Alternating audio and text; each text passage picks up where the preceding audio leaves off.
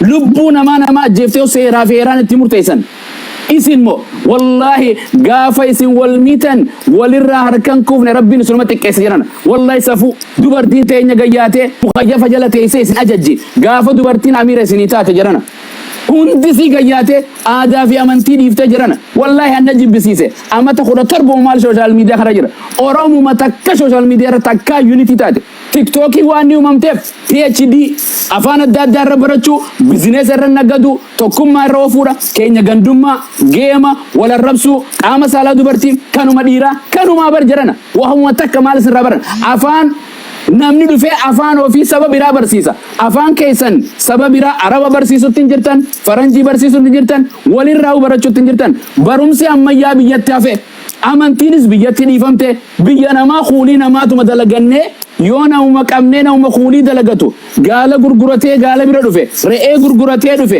goojjoo gurguratee dhufe harmee isaa duuba awwaalanii haadha manaa duuba awwaalanii dhufee namni namummaa keessaa gizee beekana walgoru nama jibbise jirana aadaa wallaallee amantii wallaallee idhaa lam tastahyi min Allah fasna ma shita wallahi ka warra amantiin qabne zamana bareentummaa zamana nabiyyiin ergame fakkaatti ummatuma keenyarraan biyya arabaa tanallee biyya nabi Muhammad maqaa balleessine Itoophiyummaa balleessine Oromummaa balleessine Islaamummaa nama jibbisiise namni akka hayawaana jiraachuu jarano waan gootan jara lamaani yakka qaba aboo akka Oromoo dubbadha akka ustaada waliif hamzaan jira gartee namuutu gartee akka Oromoo saayidii osoo qabachuutti hin jirru eenyu kan waan kana kabiraatu abiyyi dhufee waliin nu murteessa walirratti nuti Oromoodha ilmaan keenya nu gallakkisi jedha joolle harargeetiif arsii walloleen jedhina jedhana abban fadhe hun jedhina kana joolle Oromooti kanaaf ani sanesin raafite fidaati jara joolle nu gallakkisi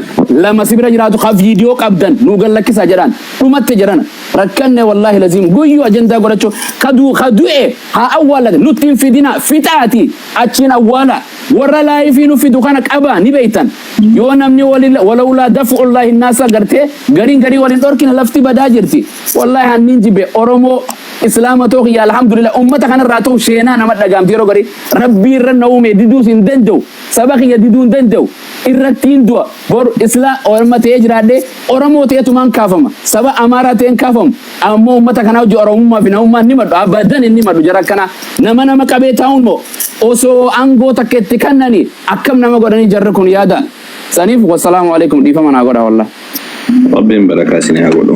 Nama kana nuyi amma gara naatitti deemna akkii gochuu barbaade gara furmaataa yoo deemna Abu Sabraddiin dhiifama naa godhani. Tufuuf lakki tufuuf gara furmaata nuu qaba. Waa takka dubbannee takka bulfannu.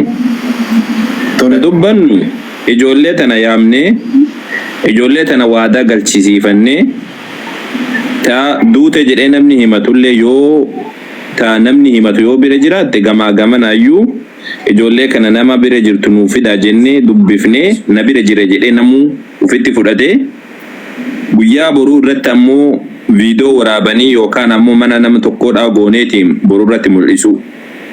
Har'a kan ammoo waadaa nuuf galanii nu bira jira jedhanii hundinuu beeksisanii lammata deebinee waliin tuqnu jedhanii akka isaan waadaa nu galan gochuu. Tahattuudha ammoo amma dubbatamte tahattuudha san isinii galtee akka kiyyatti hattuu dawaadii dawaasir jirtu san rabbii keessan sodaadha ijoolleen arsii himattan kan arsummaa qabdan yoo kan islaamummatti bultan taate hattuu achi jirtu san yoo qabee hin beektanii wallaaltanii hattuu sanniin takka gosa isaaniitti himaa dhabamsiisaa takka itti duula ijoollee biraa wajjin itti duula itti lafa san irraa kaasa waadii dawaasir irraa dhugaadha bakki guddaan yeroo hunda rakkoo asitti fidaatiin jiru bakka waadii dawaasir sanii ijoolleen achitti bobbaatanii waadii dawaasir irratti teessanii nama hattanilleen wanni isin hojjetaa jirtan abaarsa malee waan tokko isiniifillee hin tolu bakka abaarsaadhaa jirtanii bakka saniidha kaa sun akkasumatti haadhumattu tahattootaadhaa sanii maqaa arsiitiin arsii keessaa baheetiin lafa sanitti galuu danda'a laakiin ammoo arsiitu haa ta'e hin jedhina. Obboleessa kiyyallee arsiidha arsiicha jettanii irralleen gorina ijoolleen arsiillee. Lafa sanirraa ijoolleen wannaa jigaara jirtanilleen ijoolleen waa beektan hundi keessanuyyuu wal deeggaraati lafa sanirraa hattoota san kaasa. Dhanu gama hattootatiin ta'an jiru tanuma. Hattuu sayyoo achi kaaftan wanni gandummaa kun ni dhaabbata. Sababni amma ijoolleen akkana walitti buutuuf ijoollee warreebdu ijoollee bakka hojiidhaa jirtu ijoollee miskiin. Walreebanii fi hattoota. Hattoota dhawaati dhawaasirra jirtu yeroo hedduu kan ka'u maqaan ka'u maqaa arsiiti isin galte arsiif jimma maaliif walloo fi arsii ammas ammoo harargeef arsii jedha. Maqaa nuyyuu nu saalfachiisan wallahi nu saalfachiisan. Wanni maqaan kun ka'u sababni isaadha isin galtee bakka sanitti hattoota maqaa kana himattutu jira.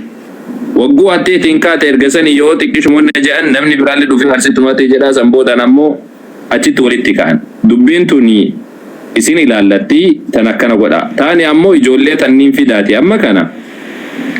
Ijoollee kana fidaati ijoolleen sun adeebitu. Wantan asirra waadaa nu galchisiifne. Waadaa galchisiifne erga sanii bulfanna taan. Mana asliitittu haa ta'u mana abumaazittu haa ta'u yookaan asittu adeebinuyyuu mana abumaazittu haa ta'u inshallah.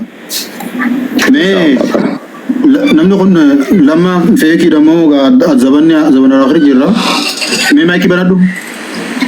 Feekii da eenyu galchee namoota akkanaa kanan galchina habannaa. Feekii ta'uu oolu. Isa kanan gaafatinayyuu. Maaliif beeyya duuba akkas jedhanii galchanii bara. Tole Galchina. Ayyee. Doktor Lamaan dhimma biyyaatu afaan callisee waa'ee ijoollee biyya arabaa. Mee amma gara asli gara furmaataa gara amma nama ol yaamanii asirratti akka amma